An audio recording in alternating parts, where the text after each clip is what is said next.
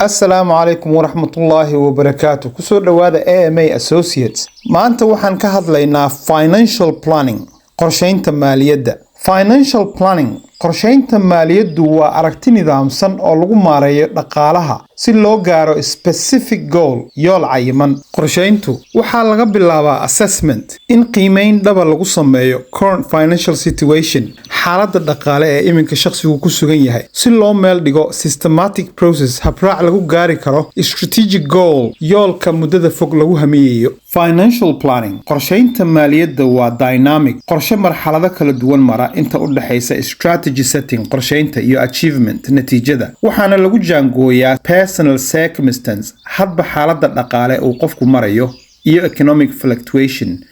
isbedelada joogtada ah ee ka jira dhaqaalaha guud taasoo meel marinaysa in hadafka lagu guuleysto ama qorshihii hore wax laga bedelo. Qorsheynta maaliyaddu waxaa aasaasi u ah 9 qodob waxaana ka mid ah qodobka koowaad goal setting yool dejin in la caddeeyo ahdaafta maaliyadeed ee lagu haminayo ahdaaftaas oo realistic maangal ah. Tusaale hadafku wuxuu noqon karaa saving for retirement in kayd qadar la cayimay ah aad u sii dhigato pension age da'da howlgabka guri inaad iibsato ama funding education meel dhigato qarashka ku baxaya tacliin sare amaba aad startup business bilowdo ganacsi aad adigu leedahay ama yool ka dhigato ahdaaf kaloo guul mug leh lagu gaari karo. qodobka labaad waa assessment of current financial situation qiimeynta xaaladaada maaliyadeed inaad si wanaagsan u fahamto xaaladda dhaqaale aad ku sugan tahay waxay qayb weyn ka qaadanaysaa effective financial planning inaad dejiso qorshe maaliyadeed oo dhaxalgala.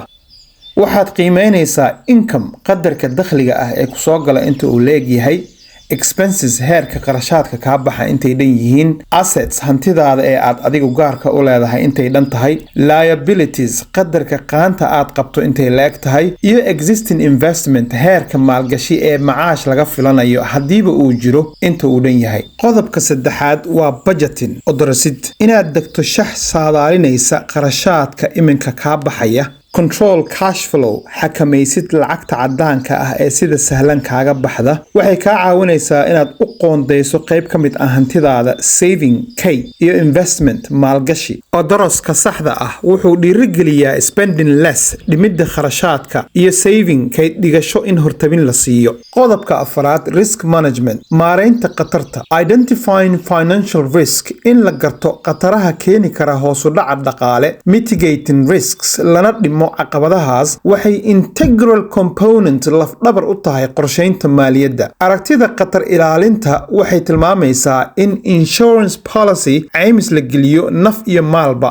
si difaac looga sii galo caqabadaha shakhsigu wajihi karo. laakiin inagu maadaama aan nahay dad islaam ah conventional insurance policies caymiska caadiga u ah reer galbeedka aan shareecada waafaqsanayn sida life insurance cayminta noloshaada ama health insurance caymiska caafimaadka waa inaga mamnuuc laakiin waxaa inoo bannaan caymiska islaamiga ah sida takaafulka si aan u helno koox iska kaashata kana hortagta unforeseen events xaaladaha aan la saadaalin karin sida accidents shilalka illnesses xanuunka ama natural disasters masiibooyinka rabbaaniga ah. qodobka shanaad debt management maareynta qaanta effective debt management in si howlkarnimo leh loo maareeyo deymaha waxay asal u tahay in la helo badqab dhaqaale qaas ahaan deyntu hadday tahay mid interest ama ribo wadata shareecadu way xarimtay. cilmi ahaanse waa inaad faham durugsan u yeelataa dulsaarka halista uu leeyahay. dhanka kale haddiiba ay daruufta kugu kaliftay inaad gasho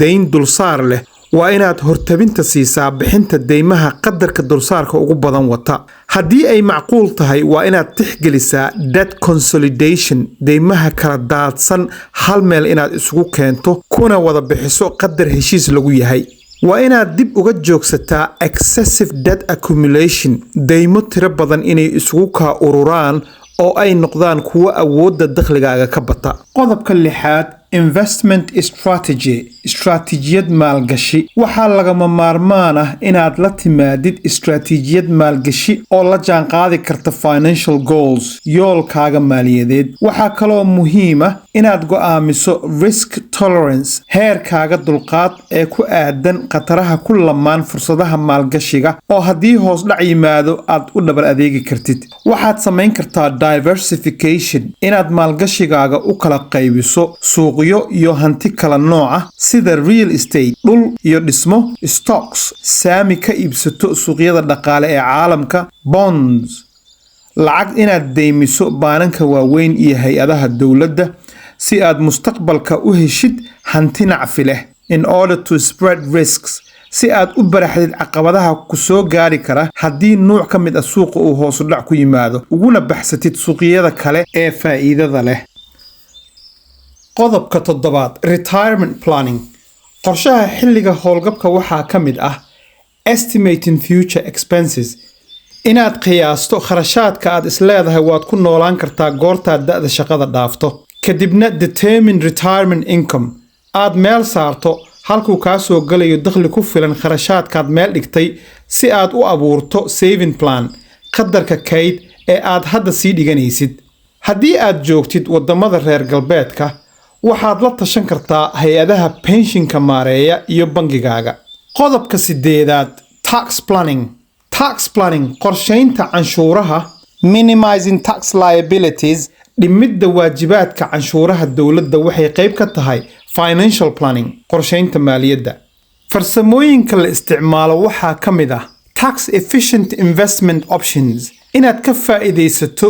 siyaasadaha dowladda ee bulshada ku dhiirigelinaya maalgashiga iyo saving kayd dhigashada waxaa kaloo jiro deductions and credits nidaamyada canshuur celinta iyo gunnooyinka loogu talagalay familka carruurta naafada iyo bulshada qaybaheeda kala duwan waxaa muhiim ah in hantidaada loo qaabeeyo sida ugu habboon ee lagu dhimi karo canshuurta kaa baxaysa iyadoo marnaba sharciga la baalmarayn qodobka 9 Estate planning qorshaynta dhaxalka waxaa ka mid ah structuring assets habaynta hantida iyo dhaqaalaha si loo xaqiijiyo dhaxalka oo ku wareega dhaxal sugaha rasmiga ah goorta ay ina haleesho geerida xaqa ah isdiyaarinta waxaa ka mid ah preparing a will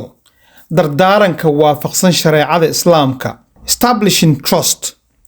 samaynta sanduuq ammaan ah oo lagu wareejiyo cidda aad kaga dardaarantid iyo garashada farsamooyinka ama tubaha lagu dhimi karo canshuuraha dul saaran hantida la dhaxlayo haddii aan soo koobo financial planning qorshaynta maaliyadda waa habraac halbowlow ah gaaridda financial stability ama financial freedom heer xasilooni dhaqaale security mid ammaan iyo success guul meeldhigidda yoolka la taaban karo qiimaynta xaaladda dhaqaale ee aad ku sugan tahay iyo implementing strategies dhaqangelinta qorshooyinka lagu maareeyo dakhliga kharashka kaydka iyo maalgashiga loogana hortago caqabadaha ay keenaan khatarta qof kasta iyo famil kasta waxa uu samayn karaa solid foundation says ama tiirar dhaqaale oo adag mustaqbal waarana leh